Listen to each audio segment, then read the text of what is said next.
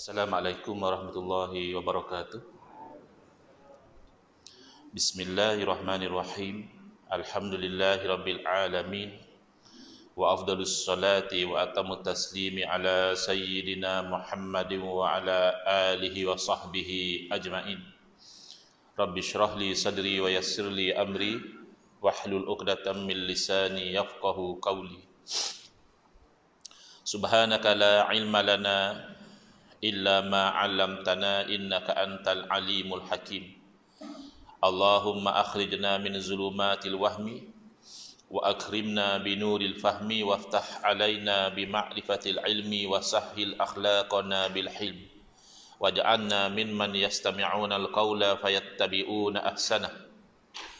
Allahumma ati nufusana taqwaha wa zakkiha anta khairu man zakkaha anta waliyuha wa maulaha.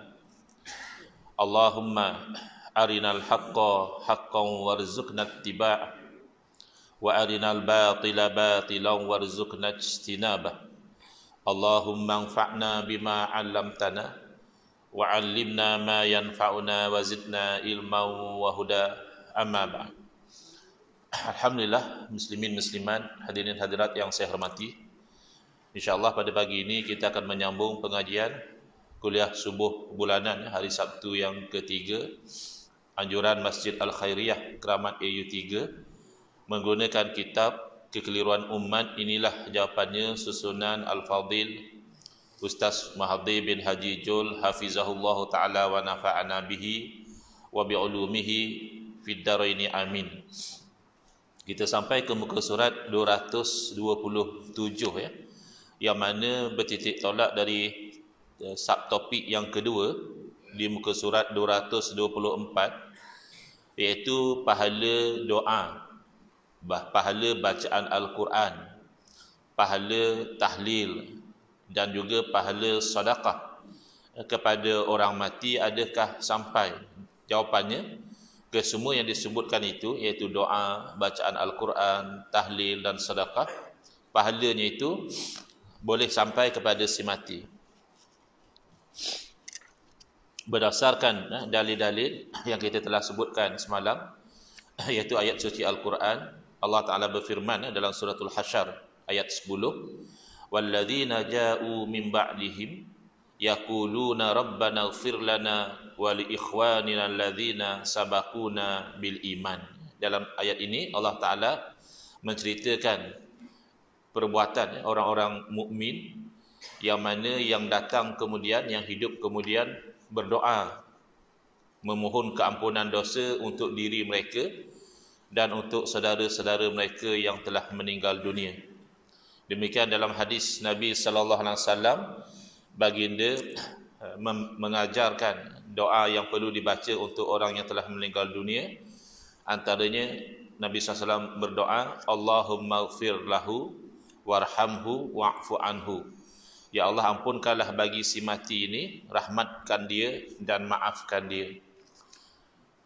Seterusnya, dalam hadis daripada Sayyidina Utsman bin Affan radhiyallahu anhu, adalah Nabi SAW apabila baginda selesai daripada mengkebumikan jenazah, baginda berdiri di sisi kubur, lalu baginda memberi saranan kepada para sahabat radhiyallahu anhum ajma'in, istaghfiru li akhikum, hendaklah kamu itu beristighfar, mohon ampun untuk saudara kamu yang telah meninggal dunia ini.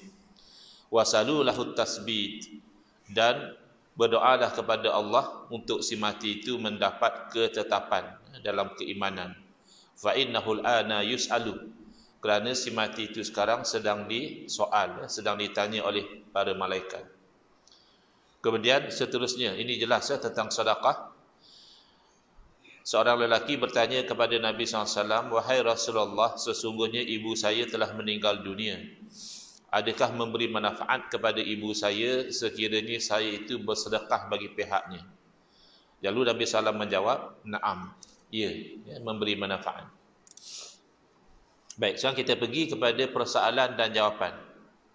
Bagi mereka yang berpendirian bahawa tak sampai pahala apa yang kita sebutkan tadi kepada si mati, Mereka menggunakan dalil ayat suci Al-Quran yang mana Allah Ta'ala berfirman, wa allaisa lil insani illa ma sa'a, dan bahawa sesungguhnya tidak adalah bagi seseorang manusia itu kecuali apa yang dia kerjakan. Jadi kata mereka, maknanya doa, tahlil, bacaan Quran, ya ini bukan mereka yang buat, orang lain yang buat. Jadi berdasarkan ayat Quran ni dia tak dapat, kerana dia hanya dapat apa yang dia usahakan. Baik, dijawab kekeliruan ini sebab tak ada masalah ayat Al-Quran tu jelas betul, tapi boleh jadi orang salah tafsir ataupun salah faham. Lalu dia jawab, di dalam tafsir At-Tabari dijelaskan bahawa ayat tersebut diturunkan ketika Walid ibn Mughirah memeluk agama Islam. Dia asalnya orang musyrik. Bila dia masuk Islam, orang musyrikin yang lain mengejek dia. Dan orang musyrik berkata, kalau engkau kembali kepada agama kami dan memberi wang kepada kami, kami akan menanggung seksaanmu di akhirat. Ni perangai orang nak suruh orang buat jahat. Buat je tak apa, kita orang tanggung. Jadi nak membangkang dakwaan kononnya nanti di hari akhirat mereka boleh tanggung, maka turunlah ayat suci Al-Quran ini. Jadi ayat ini menunjukkan bahawa seseorang itu tidak boleh menanggung dosa orang lain. Dia akan dapat dosa dia sendiri, kerana menyuruh orang buat maksiat itu sudah satu dosa. Tapi orang yang buat maksiat tu tetap dosa dia sama. Sama macam kes orang yang buat bid'ah yang sayyi'ah. Buat bid'ah yang buruk, yang sesat. Dia orang yang pertama, dia pioneer. Dia perintis kepada bid'ah tu. Lalu orang lain tengok, orang lain teringin buat bid'ah macam dia, buat bid'ah. Dia dapat dosa sama seperti orang yang buat. Ya? Kerana apa? Kerana dia pioneer. Bukan kerana dia tanggung dosa orang tadi. Buktinya dalam hadis Nabi SAW memberitahu wala yanqusu min auzarihim syai'. Tapi yang buat dosa tu tak berkurangan. Dosa dia dapat 100%. Jangan sangka oleh kerana pioneer tu dapat dosa, maka yang buat dosa kemudian dosa dia telah ditanggung oleh orang lain, tidak.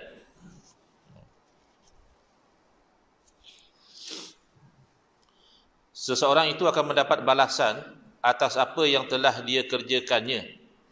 Bukanlah bererti menghilangkan pekerjaan seseorang untuk orang lain, seperti doa kepada orang mati dan lain-lainnya. Kerana jelas doa kepada orang telah meninggal dunia itu sabit dalam Quran, sabit dalam amalan solat jenazah, sabit dalam hadis-hadis Nabi SAW. Maka tak mungkinlah perkara sedemikian itu tidak membawa manfaat atau tidak sampai doa itu kepada orang mati. Tak mungkin. Jadi cuma nak beritahunya, amalan dia sendiri, dia akan mendapat balasan, tapi amalan orang lain, orang lain itu ada kebebasan untuk berdoa kepada Allah Ta'ala agar pahala itu dijadikan pada timbangan orang lain.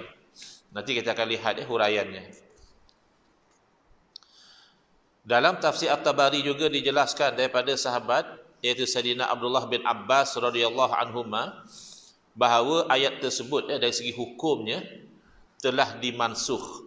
Kan kita tahu ayat Quran ada yang nasikh, yang membatalkan ayat sebelumnya. Jadi ayat yang sebelumnya itu jadi mansuh. Ada yang mansuh dari segi bacaan. Dulu ada, sekarang sudah tidak ada. Tapi banyaknya ayat masih ada, hukumnya itu telah dimansuhkan. Ini yang berlaku. Siapa yang kata? Sahabat Nabi yang Nabi SAW doakan supaya beliau ini mahir dalam ilmu tafsir.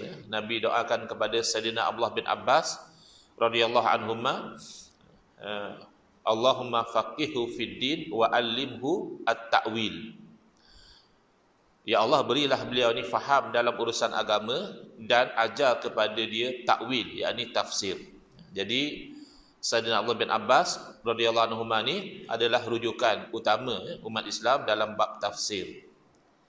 Digantikan dengan ayat surah At-Tur ayat 21 yang mafhumnya, dan orang-orang yang beriman dan anak cucu mereka yang mengikuti mereka dalam keimanan, kami pertemukan anak cucu mereka dengan mereka.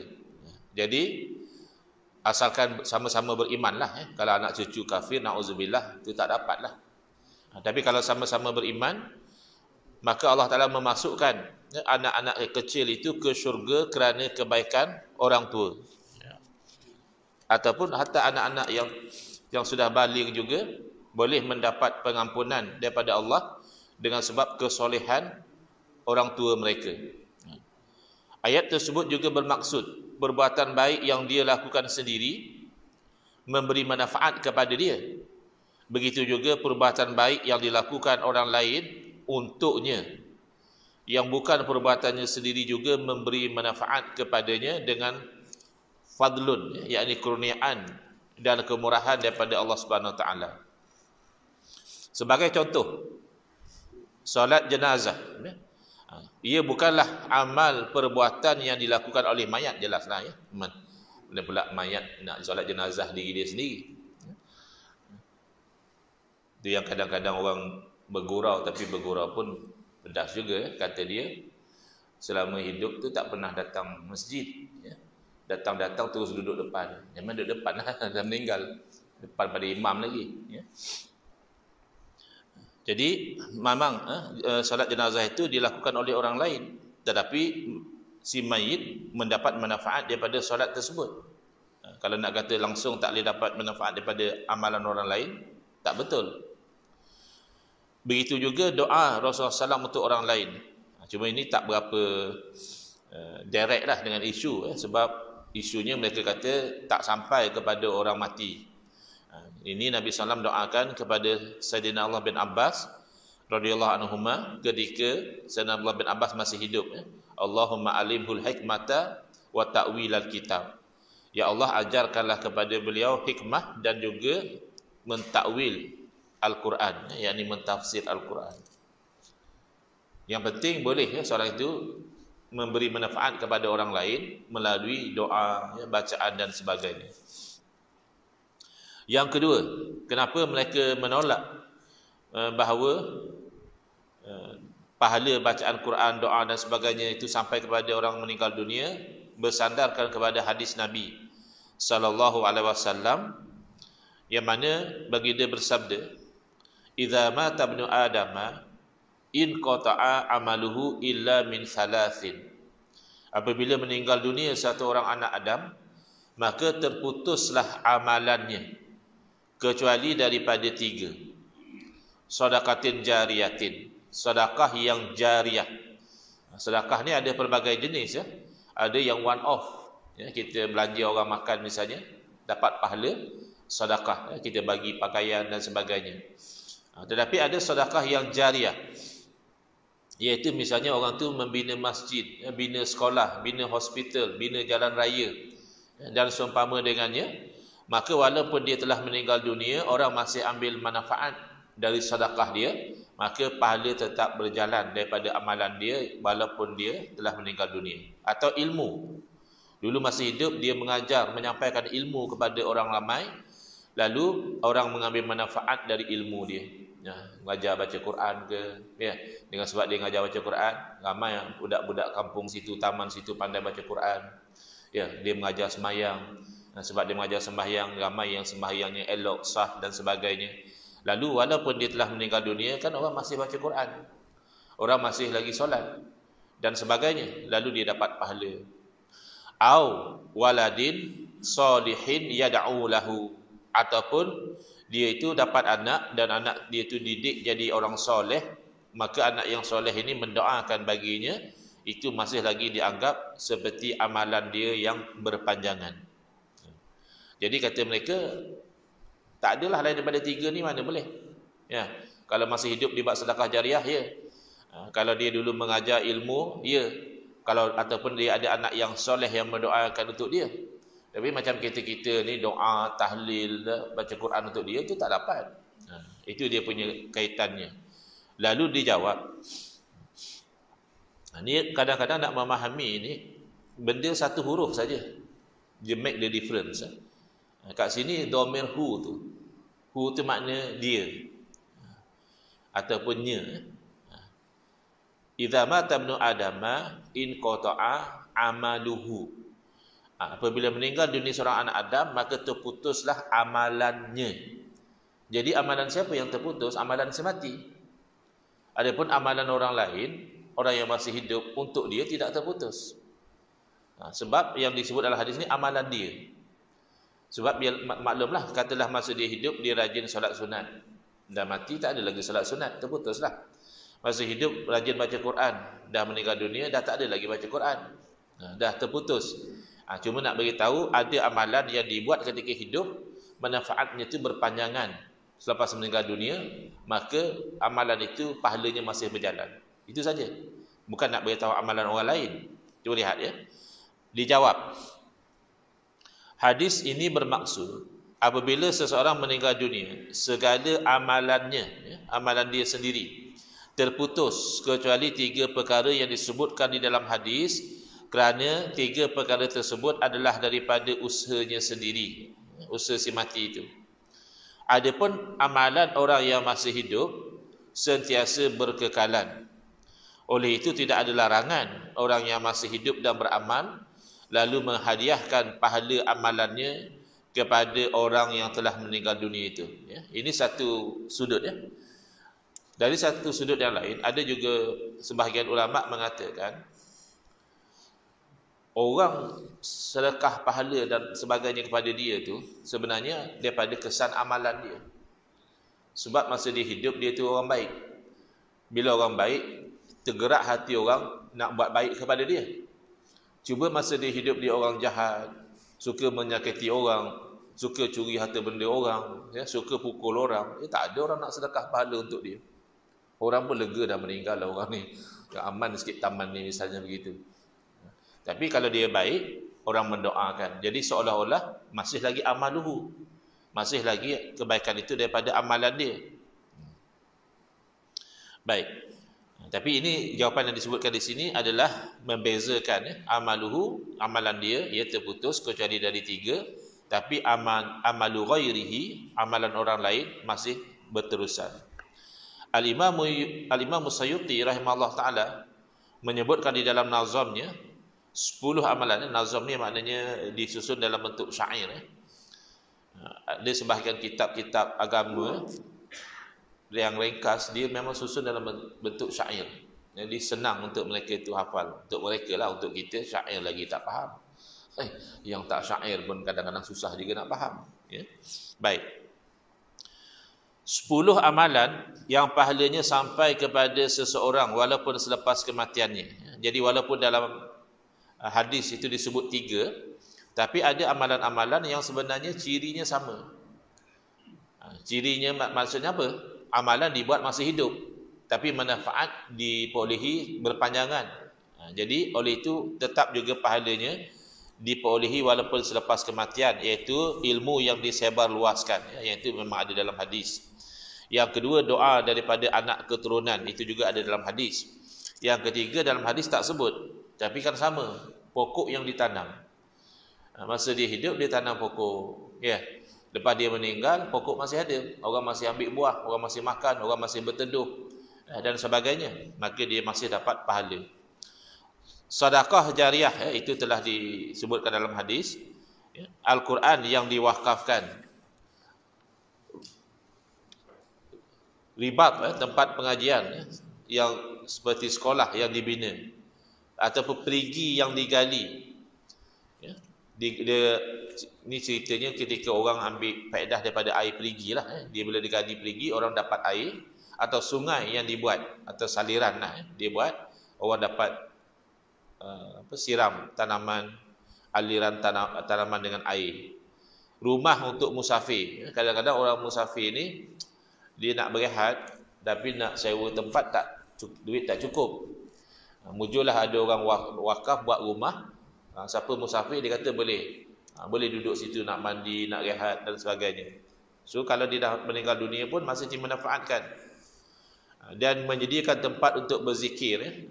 Dia sediakan tempat, siapa nak berzikir boleh berzikir di situ. Dan mengajar Al-Quran. Ini juga termasuk dalam ilmu. Baik. Bagaimana pendapat para ulama tentang isu ini?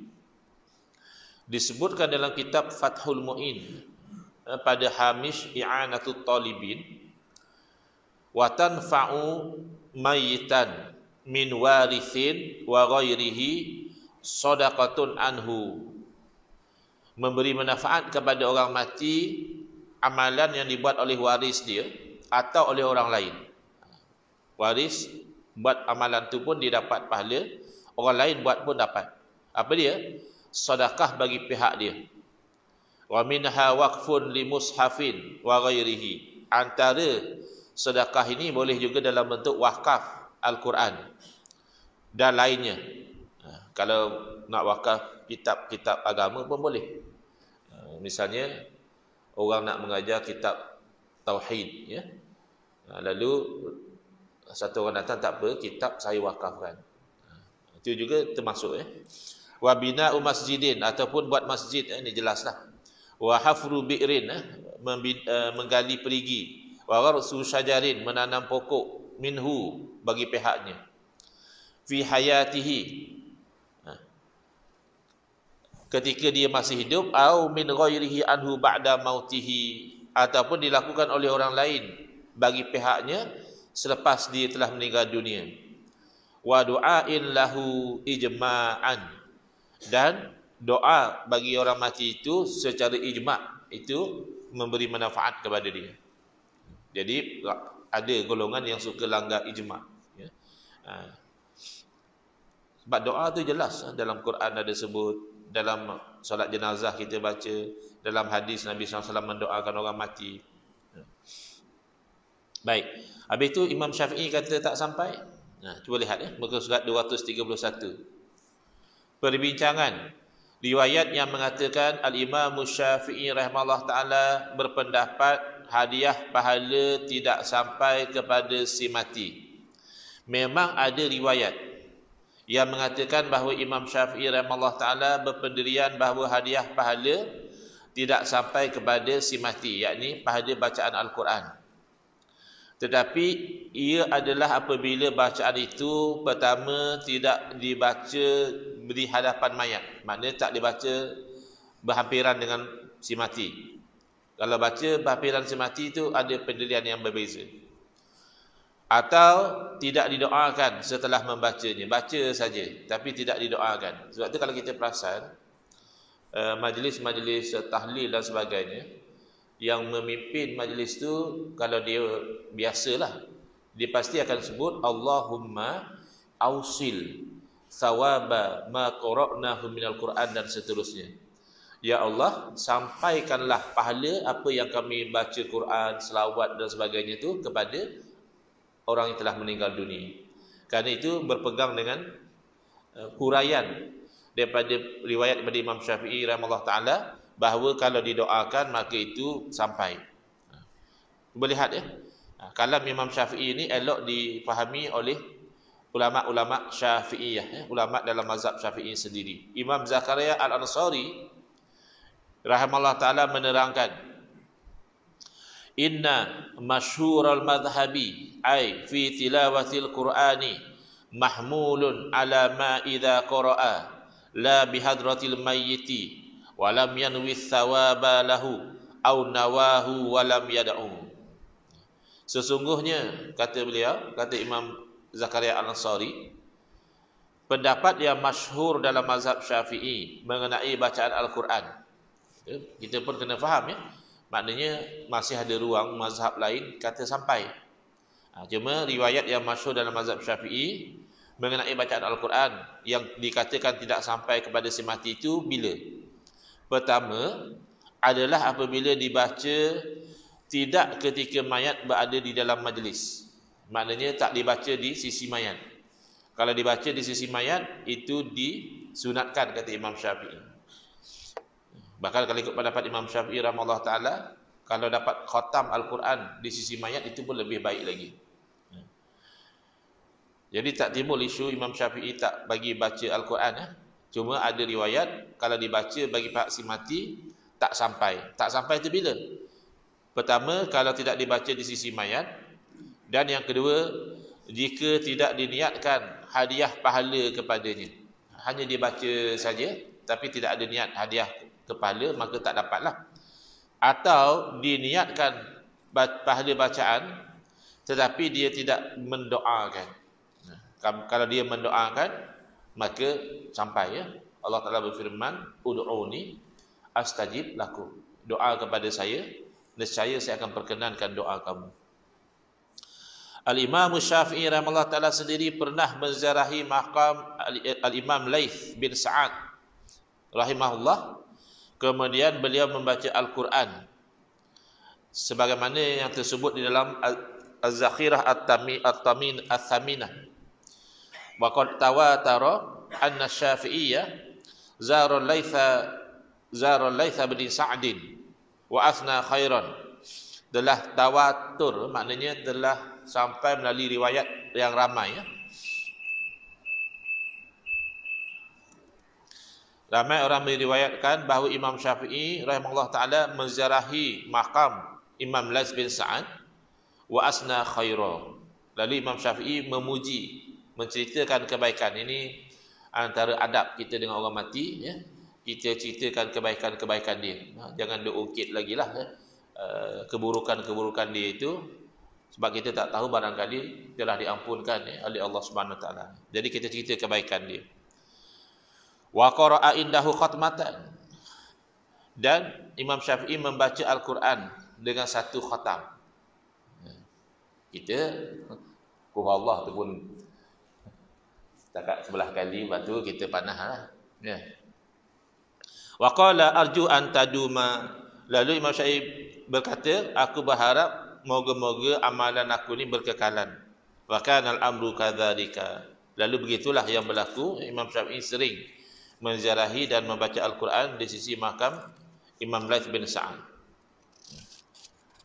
Tapi kadang-kadang mereka ni, kita sebut nama imam-imam ni, mereka kurang pandang sebelah mata je. Sebab yang mereka pandang hebat adalah Al-Imam Ibn Taymiyah, idola mereka. Baik, sekarang kita ambil pendapat Imam Ibn Taymiyah sendiri. Syekh Ibn Taymiyah mengatakan, mayat, yakni si mati, mendapat manfaat dari amalan orang yang hidup. Dalam kitabnya Majmu'ul Fatawa dinyatakan sebagai berikut. Kod-kodlah. Oleh kerana Imam Ibn Taymiyah mereka nak terima. Kod-kodlah. Tapi yang Imam Ibn Taymiyah punya pendapat ni lagi berat. Cuba tengok. Wasu'ila amman halala sab'ina alfa marratan. Ditanya kepada Imam Ibn Taymiyah tentang satu orang yang mengamalkan bertahlil 70,000 kali. Kita kalau pergi majlis tahlil, yang pimpin tahlil tu tahlil lebih pada 100, kita macam dah menyesal dah datang awal. Kena elok aku datang time habis tahlil, terus-terus makan je. Ada bantai 500 kali tahlil. Lengohlah aku, ya. Menyesal kita. Ni yang ditanya pada Imam Ibn Taymiyah ni bukan 500, bukan 1000, 70,000 kali tahlil. Jadi orang tanya Imam Ibn Taymiyah, wa ahdahu lil mayyiti, setelah dia bertahlil 70,000 kali, maka dia menghadiahkan pahalanya kepada si mati.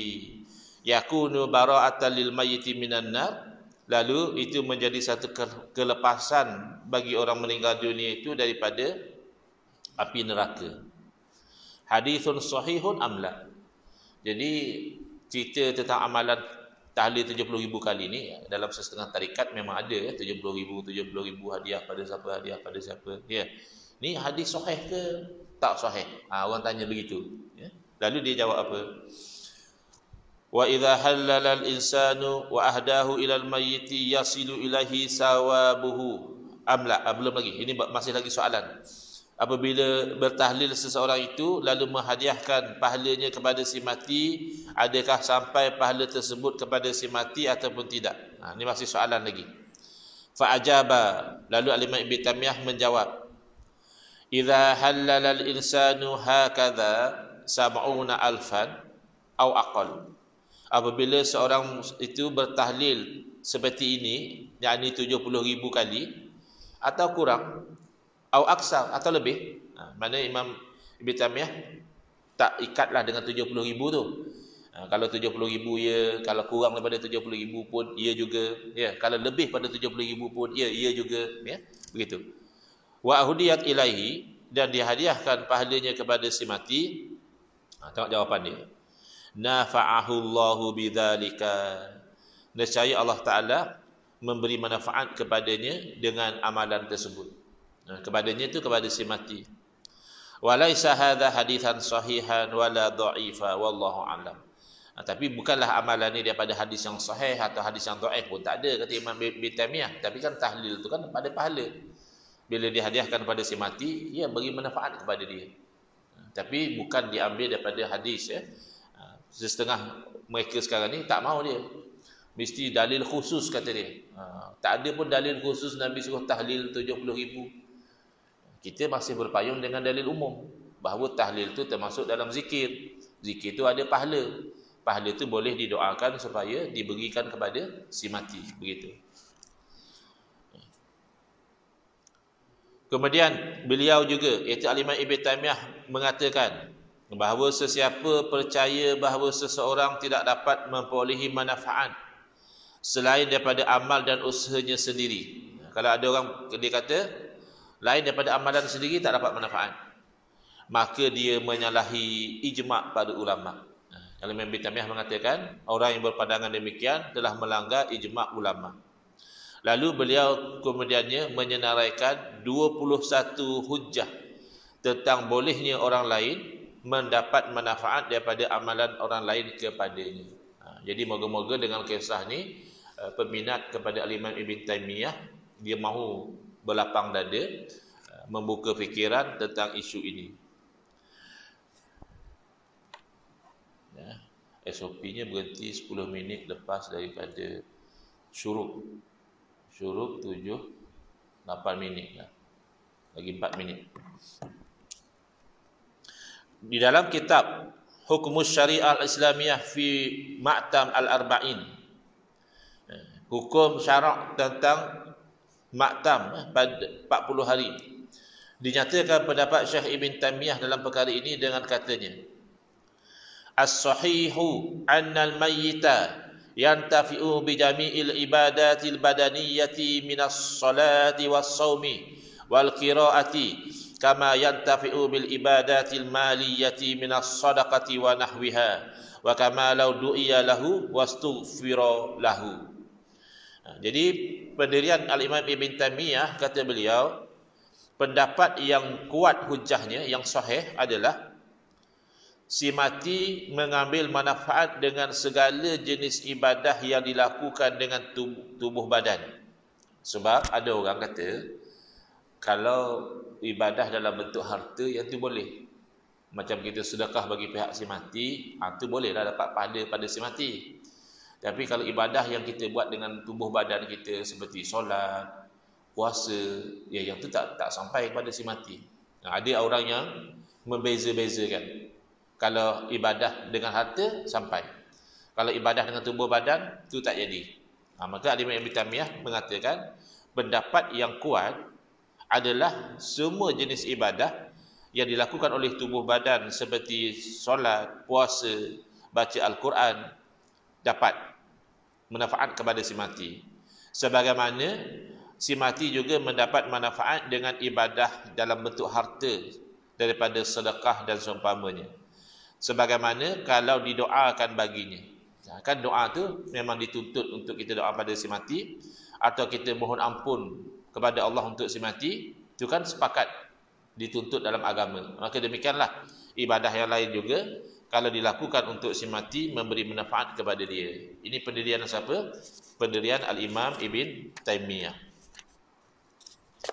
Boleh kot kita habiskan tak banyak dah. Seterusnya, idola seterusnya, Syekh Ibn Qayyim Al-Jauziyah. Siapa Syekh Ibn Qayyim Al-Jauziyah? Murid setia Al-Imam Ibn Taimiyah. Al-Imam Ibn Taimiyah ni orang alim. Walaupun pendapat beliau ada yang melanggar ijma', yang melanggar ijma' tu ditolak. Tapi tidak menafikan beliau ni alim. Ramai murid-murid beliau juga ulama'. Al-Imam Ibn Katsir murid beliau. Tapi Al-Imam Ibn Katsir akidahnya Asy'ari. Al-Imam Az-Zahabi murid Ibn Taimiyah. Al-Imam Ibn Rajab Hambali. Antaranya yang sangat setia dengan beliau adalah Al-Imam Ibn Qayyim Al-Jauziyah. Beliau adalah antara rujukan utama golongan yang menolak pendapat sampainya pahala amalan orang hidup kepada orang mati. Cuba lihat dalam kitab Ar-Ruh, ya. Dalam kitab Ar-Ruh, Al-Imam Ibn Qayyim ni sebenarnya lebih dahsyat lagi pegangan beliau berbanding apa yang kita pegang. Macam kita berpegang boleh istighosah dengan orang mati, sebab orang mati boleh mendoakan. Kalau Al-Imam Ibn Qayyim, dia kata orang mati pun boleh pergi berperang melawan orang kafir. Biasa dilihat, kata dia, seorang dua orang Islam turut serta berperang melawan ribuan orang kafir. Lebih hebat lagi. Kita hanya mengatakan orang mati boleh mendoakan, makanya kita minta. Tapi yang beri hakikat Allah juga, bukan makhluk, ya. Baik. Dalam kitab Ar-Ruh, beliau berkata, Al-jawabu al-jayyidu indi. Satu jawapan yang bagus pada pandangan saya, ayyuqala al-insanu bi sa'yihi wa husni asyratihi iktasabal asdiqa'a wa auladal aulada wa nakahal azwaja wa asdal khaira wa tawaddada ila nasi fatarahhamu alaihi wa ahdau lahu al-ibadati wa kana dhalika atharu sa'yihi. Ini yang saya sebut tadi. Ini sudut yang lain. Kan ada orang kata seorang tu tak dapat melainkan apa yang dia usahakan. Jadi Al-Imam Ibn Qayyim dia mengatakan, jawapan yang bagus untuk orang yang berkata demikian adalah, seseorang itu kan dia dengan usaha dia itu berhidup bermasyarakat dengan baik. Itu kan usaha dia. Dengan sebab dia buat baik tadi, dia dapat kawan-kawan. Oleh kerana sikap yang baik juga, dia berkahwin dan dia menjadi orang yang dapat zuriat, anak cucu. Dan dia masih hidup juga, dia yang berkahwin dengan wanita-wanita. Dan dia yang buat baik. Dan dia yang menimbulkan kasih sayang kepada manusia. Lalu manusia rasa kasihan kepada dia. Dia kawan-kawan dia, bila teringat dia dulu masih hidup baik sungguh, ya. Asal balik masjid dia, ajak singgah kedai, ya. Asal singgah kedai dia yang bayar, kan? Jadi sekarang bila singgah kedai masing-masing bayar, teringat dekat dia, ya, jadi doa pada dia.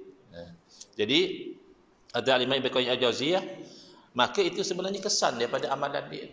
Walaupun zahirnya nampak orang lain yang doakan orang lain yang itu ini, tapi orang lain buat tu kerana masa dia hidup dulu dia baik, maka itu masih termasuk amalan dia. Baik. Syekh Ibn Qayyim juga ketika membicarakan panjang lebar tentang sampainya pahala amalan-amalan yang dihadiahkan kepada si mati berserta dalilnya, mengatakan dalam kitab Ar-Ruh, kitab yang sama, adapun, ini maksud dia, adapun membaca Al-Quran dan menghadiahkan pahalanya kepada si mati secara sukarela tanpa mengambil upah, maka ia sampai kepada si mati sebagaimana pahala puasa dan haji. Kalau kita buat haji bagi pihak orang mati, ya, badal haji. Okey, yang terakhir, Syekh Muhammad bin Abdul Wahhab An-Najdi, ya, siapa ni? Iaitu pengasas gerakan Wahabi. Tapi kat Malaysia katanya tak ada Wahabi. Yang sokong Wahabi ramai. Yang bila kita kata Wahabi tak betul, marah tu ramai. Bila kata dia Wahabi, jangan mudah-mudah tuduh saya Wahabi. Tadi kau kata Wahabi bagus, kau malu pula jadi Wahabi. Itu macam mana? Kan ada orang macam tu. Bila kita kritik, apa ni, sikit-sikit salahkan Wahabi, sikit-sikit salahkan Wahabi. Nak pegang hadis sahih pun salah, kan? Bukan Wahabi saja pegang hadis sahih. Ahlussunnah wal Jamaah juga pegang hadis sahih. Cuma setengah Wahabi hadis dhaif pun dia tolak betul-betul macam itu. Itu yang kita tak mahu. Hadis dhaif ada tempat dia. Baik. Jadi Syekh Muhammad Abdul Wahhab ni adalah pengasas gerakan Wahabi daripada Najd. Beliau sendiri membenarkan sampainya pahala bacaan Al-Quran yang dihadiahkan kepada mayat.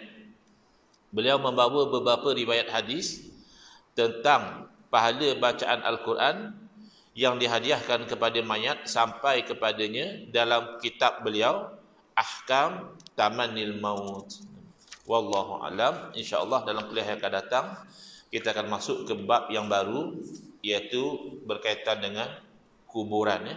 Apa hukum menabur bunga di atas kubur, jirus air atas kubur. Kan kadang-kadang orang kata ni adalah amalan orang Melayu. Tengok nanti amalan orang Melayu ni sebenarnya ada sandaran. daripada sunnah Nabi sallallahu alaihi wasallam. Bismillahirrahmanirrahim. Alhamdulillahirabbil alamin. Wassalatu wassalamu ala asyrafil anbiya'i wal mursalin wa ala alihi wa sahbihi ajmain. Allahumma shrah sudurana wa ahsin akhlaqana wa azim ujurana wa nawwir qulubana bi nuri hidayatika kama natarda bi nuri syamsika abadan abada bi rahmatika ya arhamar rahimin. Walhamdulillahirabbil alamin. Amin ya rabbal alamin wal afu minkum.